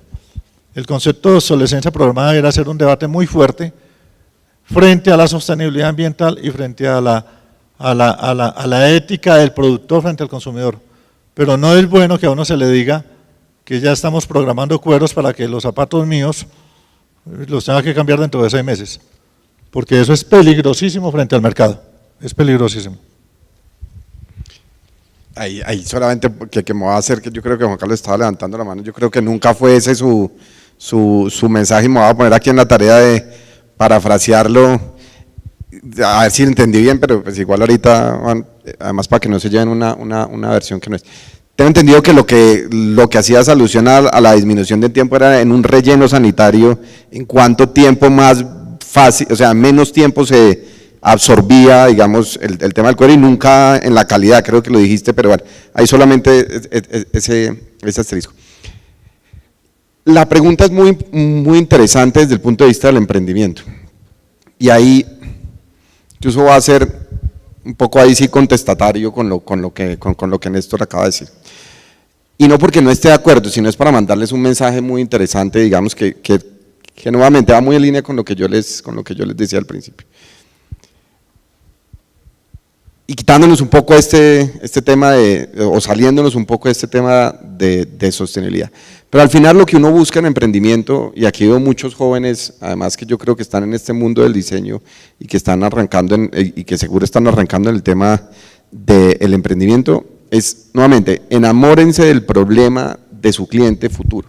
Sea cliente un diseñador, como es el caso de Juan Carlos, sea cliente un comprador de zapatos, como el caso de algunos de ustedes, sea cliente la boutique, o sea, enamórense de ese problema. Si su consumidor quiere cambiar de prenda, y esto aquí es donde va el tema un poco más, quiere cambiar de prenda cada 6 meses, pues miren a ver ustedes cómo le solucionan esa problemática de que cambie de prenda cada 6 meses, manteniendo todos los estándares y todo lo que está buscando ese cliente. Pero uno se tiene que enamorar, y en el mundo del emprendimiento uno se tiene que enamorar del problema que le está ayudando a solucionar a ese consumidor. El problema del consumidor, por decirlo de alguna forma, va cambiando, y por eso yo lo decía ahorita, entre comillas el problema, digamos, pero uno también lo puede decir lo que quiere el consumidor. Está cambiando, el consumidor ahorita efectivamente quiere estar mucho más conectado, entonces en el mundo de emprendimiento uno tiene que estar conectado y tiene que tener plataformas, ojalá que le permita a uno conectar su producto con otras cosas. El consumidor quiere mucha más información, el consumidor quiere tener la posibilidad de vivir más experiencias y no solamente un tema de producto, digamos, esas son como las grandes tendencias que se van viendo, pero uno tiene que desgastarse en el mundo del emprendimiento en entender cuál es la necesidad que le está ayudando a solucionar a ese emprendedor. Y una vez identifique esa necesidad, uno tiene que probar rápido, probar relativamente barato, y que cuando se equivoque, digamos, no se quiebre. Digamos, esos son como los 3 grandes temas que tiene que tener todo un emprendedor. Y para poder hacer eso, uno tiene que ir al mundo de la academia, uno tiene que ir al mundo de su cliente, uno tiene que devolverse al mundo de sus proveedores, uno tiene que interactuar con los diferentes actores que van a participar y que le pueden ayudar para equivocarse rápido, barato y no quebrarse en el intento. Esos son los mensajes gruesos que yo les daría a los emprendedores o digamos ante esa pregunta de cómo abordarse al mundo del emprendimiento. Hay un tema importantísimo aquí, es por mucho tiempo, y yo creo que eso fue lo que desencadenó en que los modelos efectivamente empresariales y productivos por mucho tiempo fueran tan dañinos en el tema. Por mucho tiempo el factor de competitividad era un exceso de eficiencia operativa. Y un exceso de eficiencia operativa, yo pago lo que tenga que pagar, ojalá lo menos posible a mi empleado, yo ojalá no tenga que cumplir las normas que tengo que cumplir, y siempre era como esa obsesión de yo tengo que reducir costos y competir con costos y, mejor dicho, poder llegar ante una conversación de cuánto está costando su cuero y siempre poder dar el costo más barato. Lo que está pasando ahorita, lo que está pasando en el mundo del emprendimiento, y eso nuevamente se circunscribe a estas megatendencias que estamos viendo, es que la eficiencia operativa, incluso en la parte positiva de la eficiencia operativa, no es suficiente para uno competir en el mercado. Tiene que cada vez tener propuestas de valor más innovadoras, cada vez productos más innovadores, cada vez servicios más innovadores, cada vez entender a ese cliente para poderle dar una oferta de valor cada vez más, digamos, que lo cohesione, digamos, y que le permita crecer. Y ahí el tema de sostenibilidad, nuevamente, tiene que ser un factor que apalanque la competitividad y que apalanque ese modelo de negocio en las organizaciones, y no un tema simplemente que yo tengo que cumplir, por decirlo de alguna forma. Bien, hay algunas inquietudes aquí del público, creo que algunas ya se han resuelto a lo largo de la conversación, pero quería terminar con una reflexión de uno de los grandes investigadores, la autoridad, digamos, en sostenibilidad ambiental, una de las grandes autoridades en el mundo, un inglés llamado John Elkington. Dice una frase así, que era como por dejarnos con una frase inspiradora, pero no lo suficientemente fuerte como para que pensemos que eso es inalcanzable. Pero dice, así como generaciones previas lograron romper la barrera del sonido, debemos romper la de sostenibilidad, que yo creo que es un poco lo que en el fondo Néstor, Carolina y Juan David están diciendo aquí. Hay que ser capaces de pasar un poco al más allá, porque estamos en el más acá todavía, ¿sí? Y vislumbrando este horizonte, definitivamente esto es una oportunidad para pasar a otro nivel. Les recomiendo mucho el desarrollo que ha hecho John Elkington en su portal Sustainability. Aquí les vamos a dejar con el capítulo de Conoce Más, que es bibliografía, podcast, links, que de pronto son de utilidad para ustedes, para que tomen nota de ellos, pero quería dejarles con esta reflexión de Elkington y su portal sustainability.com, lo pueden encontrar así, o sustainability.com. Ese es el gran portal de investigación que llevan haciendo ya desde 1974 y ya desde la era digital han subido todo el archivo para responder muchas inquietudes y muchas preguntas. Y yo aquí quiero despedir a los invitados, darles las gracias por haber compartido este tiempo. Al ACAR, decirle que se tome en serio, hacerle no guiños, sino una entrada potente, apelativa, nominal con la industria de la moda. Me parece, Néstor, que usted como director y la entidad como tal tienen mucho que decirnos a la industria de la moda y espero contar con usted en muchos más espacios de moda porque a veces no se visibiliza todo esto que hay por detrás, pero también ustedes tienen que tomar la iniciativa, me parecería increíble. Y a Carolina, espero que le sigan su énfasis en hacer del diseño una bandera, me parece que ha sido una de las grandes revelaciones también de esta conversación. Y a Juan David no le paso las preguntas que le tienen acá, porque más bien pídanle una cita personal. Porque justamente la Cámara de Comercio de Bogotá es que hay muchas inquietudes de emprendedores en relación de cómo acceder a los programas, al encadenamiento, además, pero justamente la Cámara de Comercio tiene prevista rutas a las que se pueden acceder de manera muy sencilla. No, solo una invitación a que nos visiten en la página web y ahí encuentran toda la información y va a ser un gusto poderlos acompañar en ese mundo del emprendimiento sostenible, que además es toda una curva, entonces por supuesto pues todo el gusto para poderlos acompañar. Bueno, muchísimas gracias y nos esperamos el miércoles 6 de marzo ya en los auditorios de la Cámara. Gracias.